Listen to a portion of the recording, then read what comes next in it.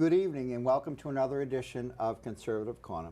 I am your host, Tom Mountain, and we are broadcasting from the wonderful studios at New TV here in Newton, Massachusetts.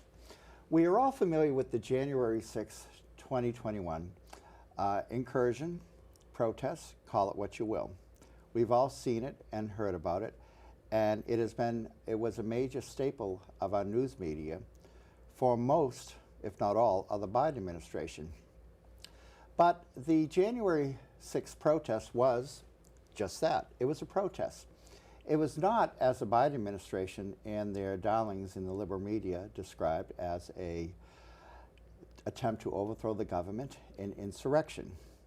Because if it was an insurrection, it had to have been one of the most incompetent, comical, bumbling insurrections in history. You cannot have an insurrection without weapons. The several or many tens of thousands of people from the Trump world, from the MAGA protesters who did go to the U.S. Capitol that day. The interesting thing about them is that nobody had any weapons. Nobody had any guns, firearms, knives, bats, nothing. So if you're going to overthrow government, don't you think you need weapons? I mean, this was not the storming of the Bastille. This was a protest. It was a protest then, and the media distorted it. The Biden administration distorted it to really an obscene extent.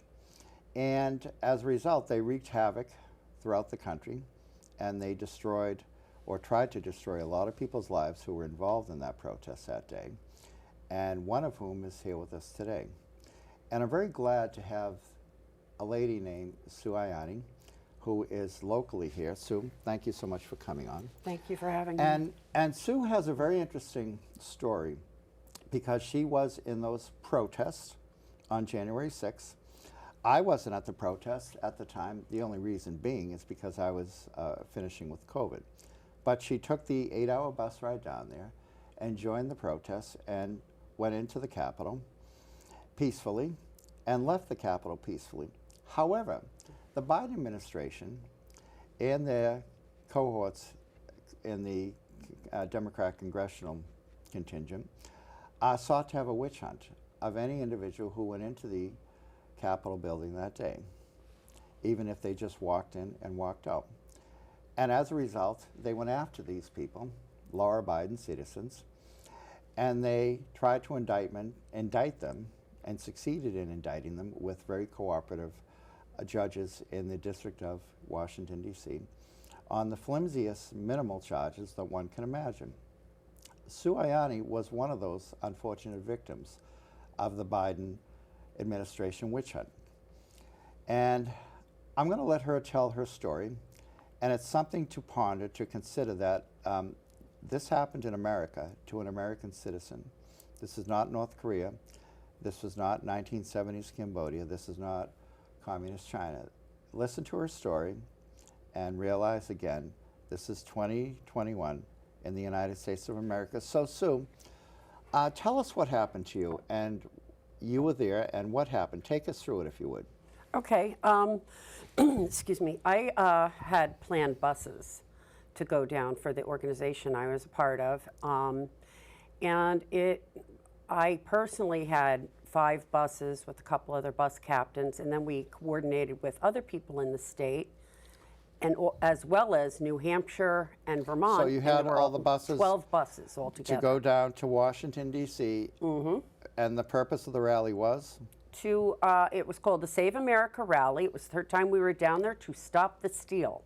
Okay. That was the theme for all 3 rallies that we attended. For the 2020 election, because it was assumed. Because it was obviously it was assumed, stolen. and Obvious to us that it was stolen. As did I assume that, that the election was, at a minimum, there were major irregularities, and they stole the election, et cetera, et cetera. And so you went down there. It was a nationwide protest of MAGA, Trump supporters. And how many people would you say were there? The estimates range from 1 million to 1.5 million. Really, that many? Yeah, it was that many. It was bigger than the first one, which so was 500,000. So you went down to the protests, and you were planning to, what, go to the protests and spend the day there and then come home that day? Yes. We, again, it was our 3rd time in Washington. The press didn't pay much attention to the first 2 times we were down there. All 3 times we were on Capitol lawn. We never had a problem before. We felt safe being on that lawn. And for this particular rally, they handed out flyers which instructed us, okay, now you go to the Capitol lawn, and they had a stage set up, and speakers were coming out, like Representative Gosar, and I believe Ted Cruz was scheduled at some point. And what did the others. president, initially you were at a rally up Right. the street with the president, and what Yes. exactly did he tell the crowd, just to remind our viewers? Oh, well, to be honest, I heard what Trump said to the crowd days after because I had trouble hearing So you him. didn't hear it, but I couldn't hear him. The sound was sketchy in our Sure. area because we were way back from the ellipse. There were so many people there. And also, a lot of us were carrying bags, and to get Yep. into the ellipse, you weren't allowed. But it was on record, and we can see Oh, it on yeah, record. But Trump said to go to the Capitol peacefully and Peacefully and protest. patriotically, let your voices be heard. Yeah, we're march to the So Capitol. then you went from the Trump rally, which was near on or near the White House, to the Capitol. Mm-hmm. And then what happened? Yeah. Well, we had reporters with us. I was with Mark Zahady, who is vice president of our group, Super Happy Fun America. And so we had reporters next to us the whole time, and I think that's what really got us in the end, was they had so many pictures of us all through and on Capitol grounds. But we just walked there, and then I saw that the bike racks, which were oddly around the Capitol, because I knew there were events at the Capitol, were all kind of sideways, like they'd all been moved, and people were just walking on the lawn peacefully. In other words, they were moved out of the way, They were moved out of the way. so you could gain We were- access to the yeah, Capitol right. lawn. So people were just standing around, and some people were arguing, oh, Mike Pence is going to back down. vice president, yep. Yeah, Vice President Pence as president of the Senate. And I was like, no, he's a Christian. He's not going to do that. And I believed in him. And then others were like, no way. And it turned out somebody with a satellite phone, because cell phones weren't working. But miraculously, a few people with Why weren't the satellite cell phones. phones working? Why do you think? Everything was shut down. So they shut down the electronics. They shut down our ability to use our cell phones, yeah. So, and that's one of the, we had earpieces in because we were used to that from prior rallies. So we had Baofeng, I think shortwave radios with earpieces. So there was really no- Because we had to protect our people on the buses and, keep track of everybody. So there was really no communication among all of you there? No, just the leadership, because Okay. we were trying to keep everybody safe. Yeah. Because Antifa was attacking people. And We I had to heard make sure. on that day that the restaurants were closed down, and Yes, you could. that They was didn't even very have. You know, unusual. when you go to large events, especially in D.C., they have porta potties. They didn't even have those. They had those at where the Washington Monument was, but the Okay. lines were so long. But it was very far But away then from where you were. right, well, we were close to them, but as we marched toward the Capitol, there were no Okay, but porta still, you're potties and going- nothing was you're- open. Mm-hmm. You're marching to the Capitol, and you're and then you go on to the Capitol lawn, and then Mm-hmm. what happened? Then we were just waiting for the speakers to start, and since all the restaurants were closed, our original intention was not even to go to the Capitol because we were freezing and hungry, and we figured this is the third time we're down here. We brought our group down. They're having a great time. Let's us go relax and celebrate. We wanted to go to this restaurant pub that we liked that was near the Capitol. But everything was shut down, Yeah. which was very odd because they made a lot of money at the last 2 rallies. Yeah, I think, was it the city of Washington, the city government that did that? Yeah, it was, Mayor Bowser. Okay, so a Democrat mayor, of course. So you Oh, went, yeah. you're on the Capitol lawn, and then how do you go from the Capitol lawn into the Capitol Okay, itself? well, when people heard about, Mike Pence just backed down, he's not going to vote. Right. Then people start yelling, Mike Pence traitor, and some were yelling, hang Mike Pence, but it was like tongue in cheek, they're kind of like laughing, hang Mike, ha ha. Yes, of course. It wasn't anything serious. It was all Of rhetoric. course, yeah. And the gallows that were built, they were so small, if somebody stood on them, I mean, the noose would probably be at this level. What were those? There were, somebody erected gallows that morning, probably around 8 a.m. or something. And the Capitol Police had to see them, Yeah. but then they took off. But that was really and they just, were never seen again. So that was, I think, part of a setup. that was really just a sideshow. So That was a so setup you're to on- make yeah. us look bad. So you're because on it's the very iconic. So you're on the Capitol grass, the lawn, so to speak, and then eventually you go into the Capitol. How did Right. you get into the Capitol Okay. building, which is a public building, by the way? All right. Well, first Open we to the were public. attacked Who attacked you? by the police because when we heard about Mike Pence, we started to move closer in toward the Capitol, you know, because we're kind of all over the place, because to be closer to the speakers and, you know, so we could have our voices heard. Because I figured Mike Pence back down, they're all backing down. So, and next thing we know, phew, boom, and I'm like, what's going on? And some people thought they were fireworks, like, oh, we're celebrating. And it was tear gas canisters and CS gas and So- sting balls and all these The things, and they Capitol, were shooting most rubber of the Capitol bullets. Police were doing this, and this Yeah, is while they you just were attacked the crowd. This is while you were outside. This is why, oh yeah, we were all outside. And some They did people that. blame it on the people who were right at the police line. Yeah. But what I found out from those people at the police line were, yeah, we might have been shouting things, but nobody was trying to breach anything. And then suddenly they started pepper spraying the people in the front and even people behind them. And they were, what are you doing? How dare you? You know, we're here legally. We have permits to be on this lawn. Well, especially since So, you know, the MAGA pro-Trump people are among the most pro-police people in the country. They are. I mean, Yeah. They were especially yelling. they're the exact opposite of Right. the anti-police, anti-military leftist Democrats. there were a lot of police in the crowd. Yeah. And there were also people yelling, we back the blue. What are you doing? Yes, indeed. There were also 23% of the crowd was either military, active duty, or veteran, Okay. which is, that's a pretty high amount because I think it's a So you- much lower percentage you had throughout the this- country. so you these had are this- patriots. Of course. So you had this. So the Capitol Police started doing this, and then eventually, the crowd started moving into the Capitol building itself. Well, what happened was, you know, we'd still stay back whatever line they made, but I guess one of the police, when he shot a tear gas canister, it misfired and he wound up tear gassing, well, the cops. So they all ran in the building coughing, so everybody moved up. Figured, oh, well, the police moved line's not up. here, everybody moved up. So that's what kept happening. There was just a gradual, and then we were on the steps, and then we were in the balcony area, and it was And just, then the doors were open to the Capitol, eventually Okay. they opened. and you could go in. What happened was I saw a window broken where we were, because Mark and I walked over to the Senate parliamentarian wing, and it's an alcove. So the way it's set up is you have these alcoves, and in the middle is the dome, and then another alcove for the House.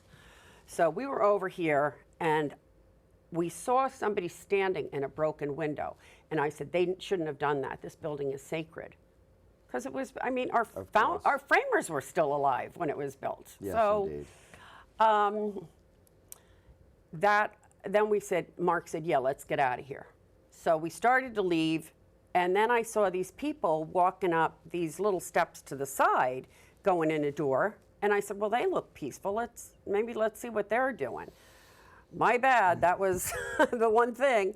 But when we got in, the police were just standing there. They looked kind of bored, and I know some people had asked, I just need to use the bathroom, is that okay? And the police pointed them to where the bathrooms were. They went to prison for that. That's what I saw on TV. Yeah. I was home recovering, as I mentioned, and I just saw people walking into the Capitol, and the commentators. With permission, The yes. commentators didn't comment on anything. People No. walking in and taking pictures. They weren't Right. breaking statues or ripping flags or damaging They were things. They weren't doing picking anything. things up This if was they on saw- TV. This Right. was on TV that I saw, and this is what everyone else saw. Right. So then you went into the Capitol, and then how long were you in there for?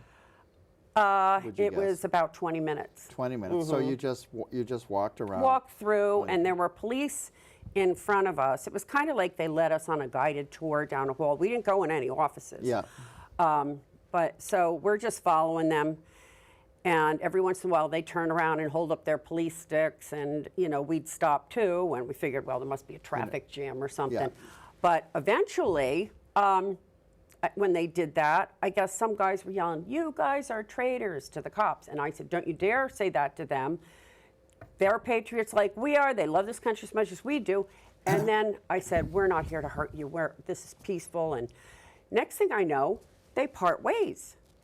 Police. The police, they moved to the sides, and we're looking, and we're like, "Thank you," and they're going like this. Were they in riot? said, they "We're-" weren't in riot gear inside. They were wearing the mask. Okay, Yeah, so they were. Okay.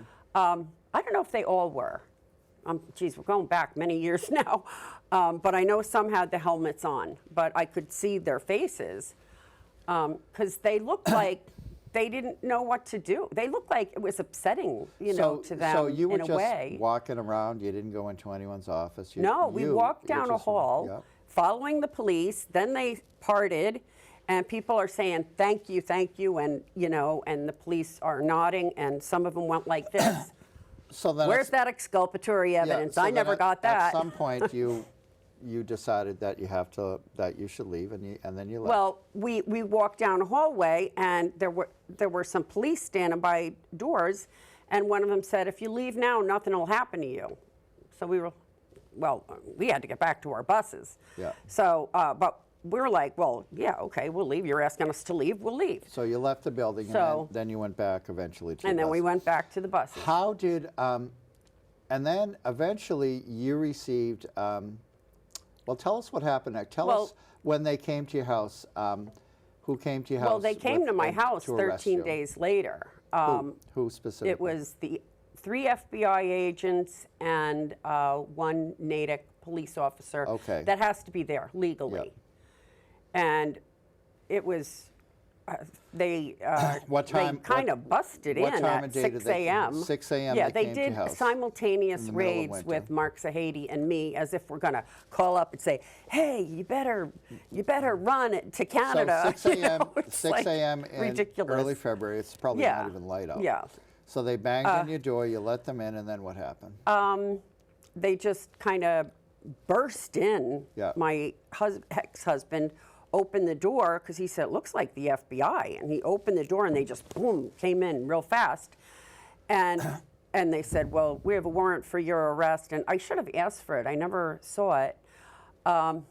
And I was just like panicking at that point. And he's like, "Just sit down." He said, "They're just misdemeanors. They're Just misdemeanors. just Did they misdemeanors. read the arrest warrant? to Well, you? it was 2, I don't remember. It was kind of a blur, but Okay.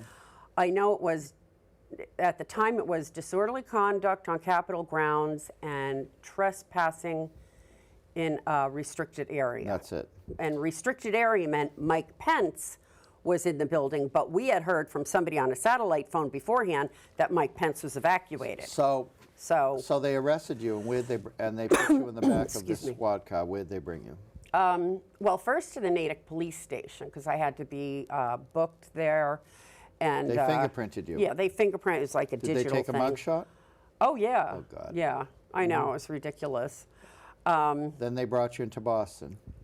Or did they? Yeah, then I went with the FBI into Boston, and they weren't being too. And I remember saying to them, "Geez, I guess you're not used to bringing people in on misdemeanors."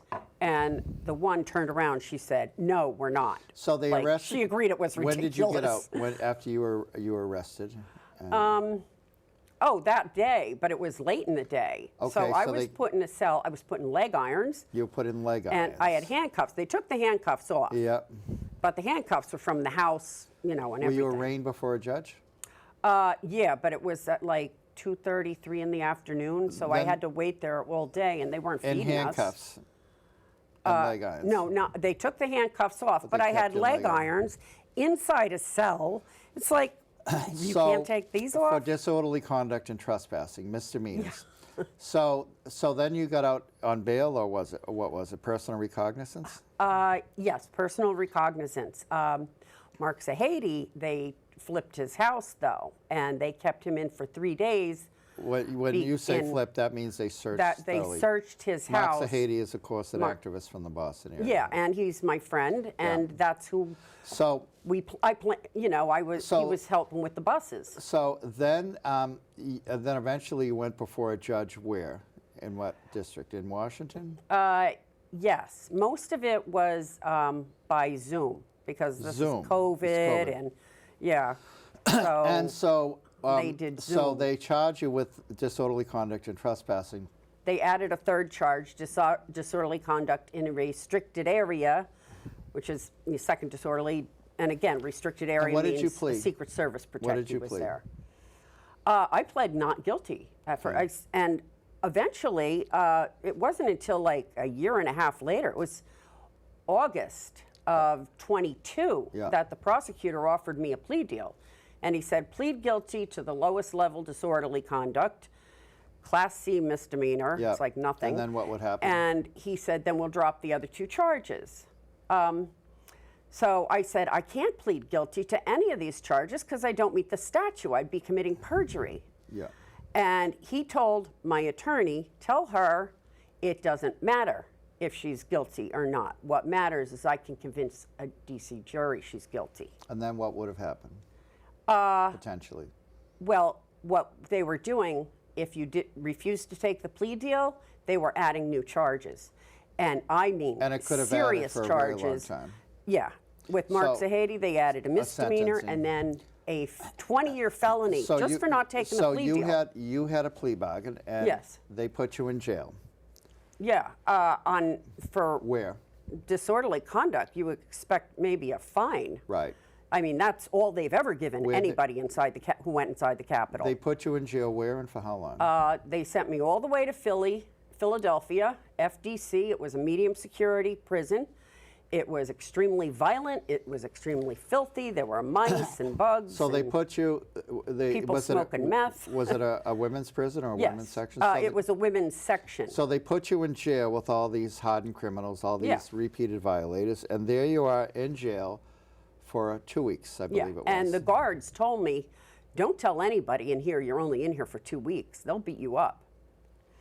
And that, So it was you're- like, well, this is part of the punishment, you were isn't in it? jail, They and want you me were to with all get beat these up. all these hardened criminals, and then Yeah. then they let you out in this very miserable experience. Yeah, and then I had to go on probation, which was illegal to give me both probation and prison because I had such a low-level misdemeanor. It's Yes. probation or prison, not both. So- and the judge said, well, it's January 6th. We're changing the rules. We're changing and he the gave rules. me both. So then But it they was- let you out, and if we may fast forward to January 20th, when Donald Trump had his inauguration, which Mm-hmm. I was in attendance, by the way, in Washington, D.C., and Donald Trump did what? Donald Trump kept his promise and pardoned us on day one. When you say us, who's us? He pardoned 1,500 January 6ers who were either indicted or already convicted. I have a copy of that So- pardon here. Now, I know it's hard to see, but if you can, just try to zoom in on it. And I'm going to read this to you. I've never seen a presidential pardon, but I'm going to read this to you briefly. And it says, Donald J. Trump, President of the United States of America, certificate of pardon to Suzanne Ianni, was pardoned by the presidential proclamation of January 20th, 2025. The pardon applies only to convictions for offenses related to events that occurred at or near the United States Capitol on January 6, 2021. As directed by the proclamation of pardon and in witness whereof, et cetera, et cetera, et cetera, to the named person, done at the City of Washington, District of Columbia, on February 5th, 2025. So, again, this is suitable for framing, and I've told Susan to frame this, and she has.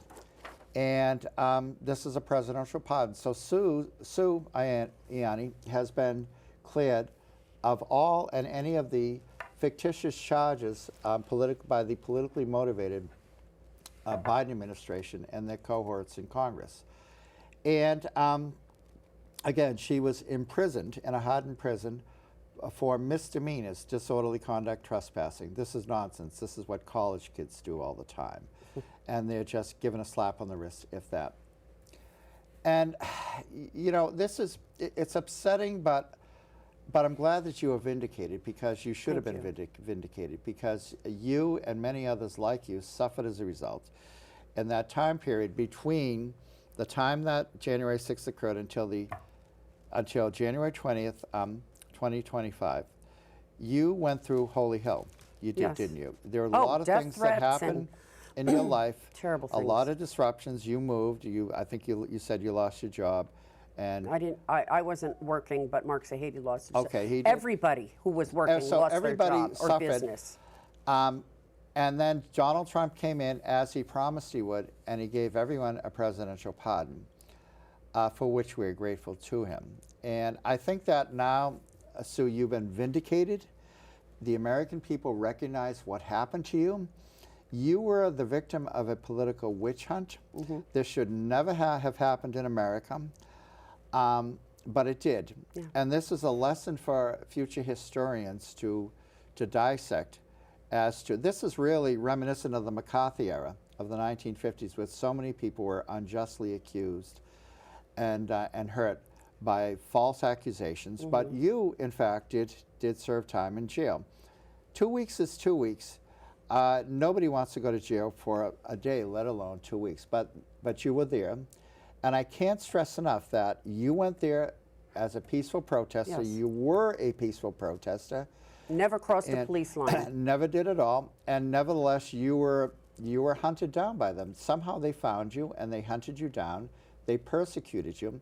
But I have to say, you've been vindicated. And you have to know that Thank you. throughout your life, that this injustice was done to you. The American people know that this injustice was done to you. And again, you have the seal of the President of the United States personally gave you this presidential pardon. And that's a wonderful thing. It really, really is. So, I mean, if I could, I'd hug you. Thank you. But you know, you deserve all the accolades that the American people can give you. You were courageous in doing that. You were courageous Thank in you. going there. And you were courageous, quite frankly, for being here today.